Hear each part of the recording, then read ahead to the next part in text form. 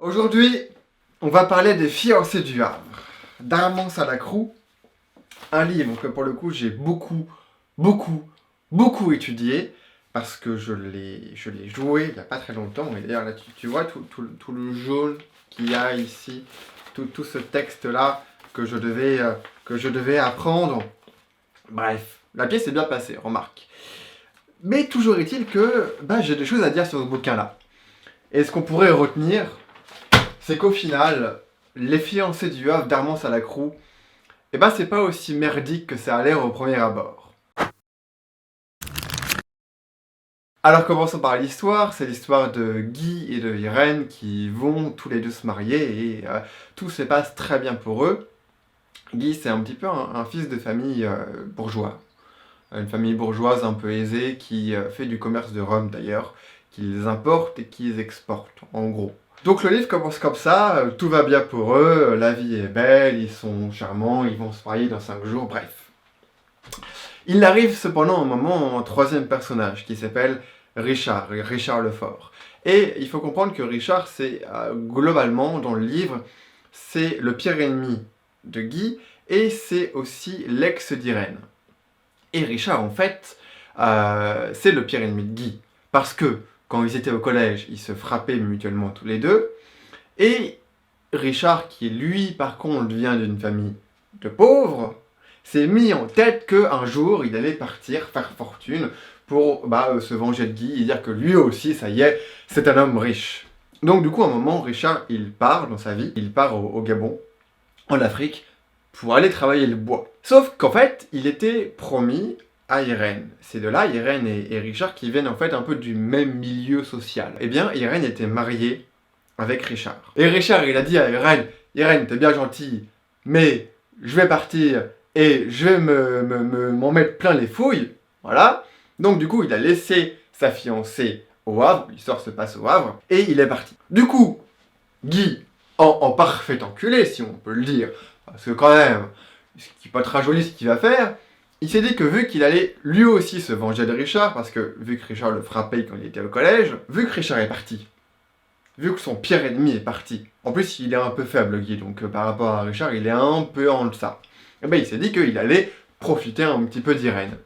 Donc du coup, il s'est mis en tête d'aller la séduire. Sauf que ce que Guy n'a pas prévu, c'est qu'en fait, il finit par réellement tomber amoureux de Irène.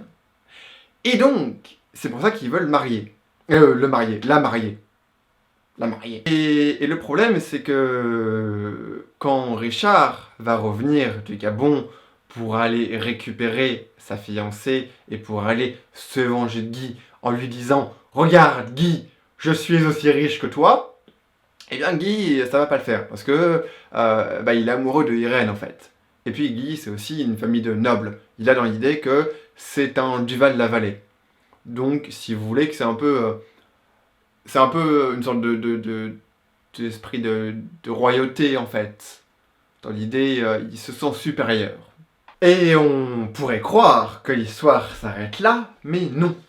Non, parce que Salacrou, il a balancé une intrigue, un moment, dans la pièce, acte 2, précisément, enfin fin de l'acte 1 et fin de l'acte 2 précisément. Tu te rends compte que, au final, Guy et Richard ont été intervertis à la naissance. Et donc, au final, Guy, c'est le fils de la famille des pauvres, donc la famille de Richard en gros, et Richard Lefort, était du coup l'héritier légitime des Duval-la-Vallée. Donc en gros, on aurait dû avoir un Richard Duval-la-Vallée et un Guy Lefort. Je pense que ça parle peut-être à certains d'entre vous parce que c'est quasiment à peu près le script de La vie est un long fleuve tranquille, mais juste dans le concept. Parce que pour avoir regardé le film, c'est pas vraiment la même direction. La première fois que j'ai lu Les fiancés du Havre, j'étais pas du tout emballé, mais alors vraiment pas, parce que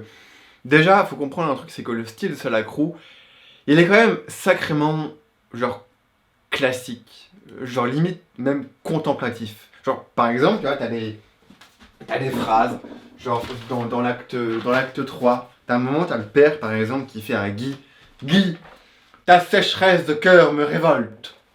Mais cette phrase, elle me faisait tellement triper Vraiment. Il y a des moments aussi où Guy, à un moment dans l'acte 3, il s'assoit comme ça, moi je pense que c'est le moment où il est carrément désespéré, enfin amer surtout. Et il est là comme ça, il s'assoit dans son fauteuil, et il fait mais qui me verra de mon cauchemar? Enfin, c'est des phrases qui déjà à lire sont marrantes, mais à jouer c'est encore plus... Vraiment, c'est trippant, et puis c'est très classique en fait. D'ailleurs, on pourrait résumer cette pièce-là, en fait, c'est d'un drame, mais il y a un peu du vaudeville. C'est-à-dire que les gens parlent beaucoup. Les gens parlent beaucoup, et c'est par moments drôle. Parce que ce qui sauve la pièce, en fait, c'est pas tellement l'histoire, c'est plutôt les personnages, qui sont très bien construits. En fait, surtout les trois principaux, Guy, Richard et Irène. Le reste qui gravite autour, bon, c'est intéressant, mais sans plus, quoi. Et par exemple, du coup, t'as la mère de Richard qui s'appelle la Rainette. La Rainette, par exemple, elle sert strictement à rien dans le bouquin. Et son mari, le père Lefort, le P. Lefort, comme on l'appelle, ces deux personnages-là, par exemple, donc la famille des pauvres, eh bien, au début, la Rainette, au début, elle sert juste à, par exemple, présenter l'histoire, et après à faire rire. Genre, toutes les interventions de ces deux personnages-là, ils ne servent qu'à faire rire. Contrairement par exemple aux interventions de Guy et de Richard qui sont beaucoup plus du coup dans la construction de l'histoire. Et à côté par exemple les parents de Guy, ou les parents de Richard, enfin ça dépend comment on le prend en fait, ils servent à rien. Genre vraiment, le père il est là juste pour dire que c'est lui le papa, et la mère elle sert juste à combler les fantasmes incestueux de Richard à la fin du livre. Parce qu'à un moment, à la fin du livre, il y a une scène entre Richard et sa mère, et c'est très, très tendancieux. Mais ça s'explique en fait. Ça s'explique parce que, pour le coup, vraiment, Irène, Guy et Richard sont plus complexes qu'il n'est paraît au début. Et il y a vraiment des sortes d'enjeux qui se créent pour eux, et une évolution de j'ai perdu qui je suis, alors qui est-ce que je vais devenir? Par exemple, Richard, on pourrait croire qu'il est heureux du coup de retrouver sa vraie famille, mais au contraire, non, ça le mine intérieurement parce qu'il se rend compte que il s'est construit, par exemple, uniquement par rapport à Guy, et par rapport à la colère qu'il a de Guy. Mais vu que, en fait, à un moment, Guy, dans l'histoire, eh bien, ce n'est plus le grand noble, riche et beau de la famille des Duval-la-Vallée, eh ben, Richard perd un peu sa colère contre lui, et il s'en retrouve démuni. Et il se rend compte, du coup, que c'était sa principale motivation. Donc ça le fait grave chier, en fait, que Guy, à la fin, il soit plus un fils de riche. Et Guy, lui, à côté, donc tout ça, ça se passe dans l'acte 3. Et Guy, lui, à côté, il est là en mode ma vie c'est de la merde. Enfin, il dit pas ma vie c'est de la merde. Il dit surtout que, en fait, tout cela est absurde pour lui. Donc il est même pas dans le déni, il est même pas dans le rejet. C'est juste que la situation le dépasse entièrement.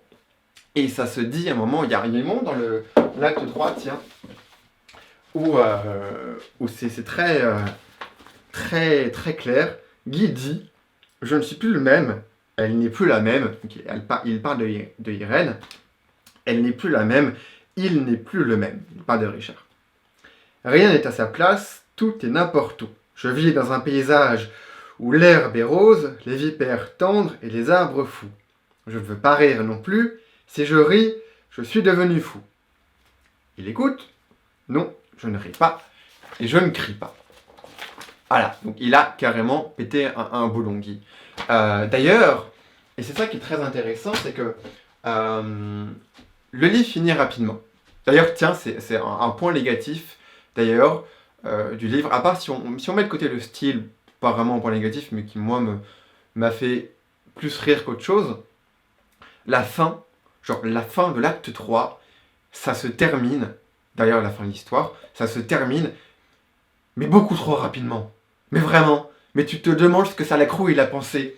Genre, tu vois, il a fait l'acte 1, il a fait l'acte 2, l'acte 3, il devait avoir une grosse perte de motivation. Il a écrit les 2 pages comme ça, et il s'est dit, là, j'envoie tout. Mais c'est très frustrant. C'est très frustrant parce que, en fait, bon, on va spoiler la fin, je suis désolé. En fait, à la fin, les deux familles sont côte à côte. Famille du Val-de-la-Vallée, donc la famille des riches, et la famille des pauvres, la famille Lefort. Et t'as Guy, t'as Richard et t'as Irène, et ils sont tous là en mode, bon bah qu'est-ce qu'on fait? Voilà, ils savent que maintenant les deux enfants ont été intervertis, et ils sont en train d'essayer de trouver un plan. Et le plan qu'ils arrivent à mettre en place, c'est de dire, bon bah écoutez, c'est très simple, on va faire comme si rien ne s'était passé. Voilà. L'histoire était comme ça au début, et ben c'est la même chose à la fin. Genre, c'est nul. C'est super nul parce que déjà ça se fait très rapidement, en à peine 3 pages. Ensuite il n'y a que quasiment 2 personnages qui parlent, c'est le père de famille de Guy et le père de famille de Richard. D'ailleurs c'est lui, c'est le père Lefort qui trouve cette solution-là en disant voilà, c'était très bien avant, bah ce sera très bien comme ça aussi maintenant, on n'a qu'à dire que rien ne s'est passé et puis voilà. Donc Richard retourne avec la famille des pauvres et Guy reste dans sa vraie fausse famille. Mais ce qui est très embêtant, en fait, c'est que ni Guy, ni Richard, ni Irène n'ont le temps vraiment de s'exprimer et de dire ce qu'ils pensent. Donc du coup, eh ben, tu sais pas. Parce que si tu suis l'histoire à la fin, Guy, il est au fond du trou. Il a vraiment envie de se suicider, le gars. Il a plus de famille, il a plus de nom, il a plus d'argent, il a perdu l'amour de Irène parce qu'entre temps, d'ailleurs, Irène, elle retourne un petit peu avec Richard. Sauf à la fin où elle tente un peu un genre de plan où elle veut aller avec Guy. Et Guy, il est en mode ouais, mais de toute façon, t'as déjà couché avec lui alors que tu m'avais dit que t'étais vierge, etc., etc. Et j'allais marier avec toi. Et au final, tu m'as menti comme tout le monde. Et il prend tout ça sur lui comme ça. Et en tout cas, moi, la façon dont je le lis, la façon dont je le joue et la façon dont ce que j'ai compris de l'histoire, c'est que vraiment le gars est au bord du suicide, quoi.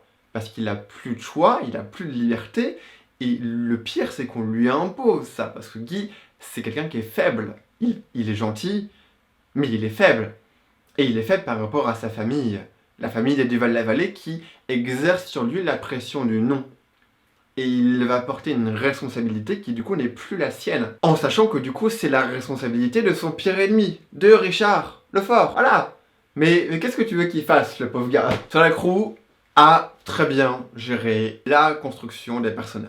Quasiment toutes les phrases ont une sorte de nuance, une sorte d'indice pour comprendre un petit peu le sous-texte, pour comprendre un petit peu les motivations des personnages. Donc c'est vraiment, pour le coup, intéressant à lire et intéressant à comprendre. Et une dernière chose qui englobe toute l'histoire et qui rajoute du piquant, si on peut dire, c'est qu'en fait, Salacrou, Ramon Salacrou d'ailleurs, qui est un écrivain à vrai, il dit à la fin du livre, il dit, d'ailleurs, je vais le lire, il dit à la fin du livre que, où est-ce que c'est? C'est là. Non, c'est pas là. Ah, organisation. Salacrou, il dit à la fin du livre que, en fait, Les Fiancés du Havre sont une œuvre inachevée. En gros, dans sa tête, lui, il avait prévu de faire une sorte de trilogie. Une version de Richard, une version de Guy et une version de Irène. Parce qu'en fait, Les Fiancés du Havre, et il le dit à la fin, c'est le rêve de Richard. Et ouais, en fait, cette histoire-là, elle n'existe pas. Elle est fictive. Et c'est ce qu'il dit ici. Il dit « Je ne donnerai cette indication pour éviter une méprise qui a été totale lors des représentations. Les Fiancés du Havre ne sont que le rêve de Richard. Richard, dans ses forêts d'Afrique au Gabon, reçoit la lettre de rupture d'Irène, et pour tenir le coup, pour calmer sa rage, pour endiguer sa douleur tout au long de la nuit, il se raconte une histoire.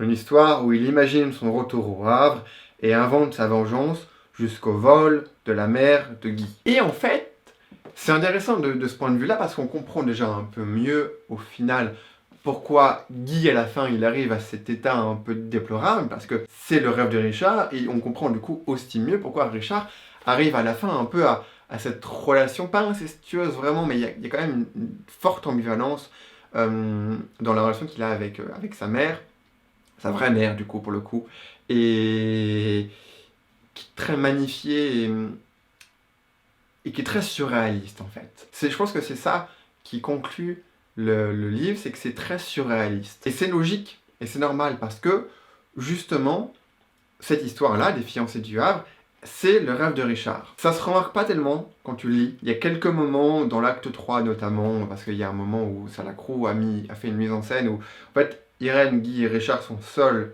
sur scène et ils sont chacun stoïques et ils parlent face publique comme ça.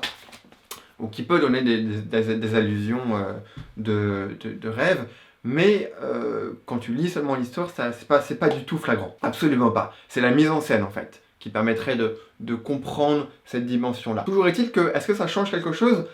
Pas mal en fait. Parce que ça remet un peu en question l'évolution de Guy, l'évolution de Irène, et du coup aussi, et c'est ça qui est très frustrant, c'est que Salacrou, il est mort avant d'avoir fait la suite. Et logiquement, du coup, on aurait dû avoir le rêve de Richard, le rêve de Guy, et le rêve de Irène. Il le dit d'ailleurs aussi à la fin, il le dit, cette œuvre doit être continuée par le rêve de Guy 10 ans plus tard, et terminée par le rêve de Irène 10 années plus tard encore, qui sera la mort des deux hommes imaginés par Irène mourante. Voilà, c'est très gai tout ça. Donc les fiancés du Havre, eh bien ça restera à jamais une œuvre inachevée. Et d'ailleurs, en plus de ça, je vous engagerais bien à lire, mais il faut savoir que ce livre, eh bien il n'est plus publié. J'ai essayé de l'acheter, parce que j'en avais marre d'avoir des feuilles comme ça. Mais en fait non. En fait, il est plus publié. Donc du coup, tant pis. Voilà. Je pense que quand même il doit être trouvable sur internet. Moi, j'ai trouvé pas mal d'infos dessus.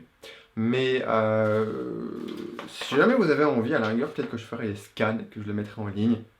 Si j'ai vraiment à la fois, si vraiment il y a des gens qui me demandent pour que vous le lisiez. Mais voilà, dans tous les cas, écoute, abonne-toi, cultive-toi, et à bientôt.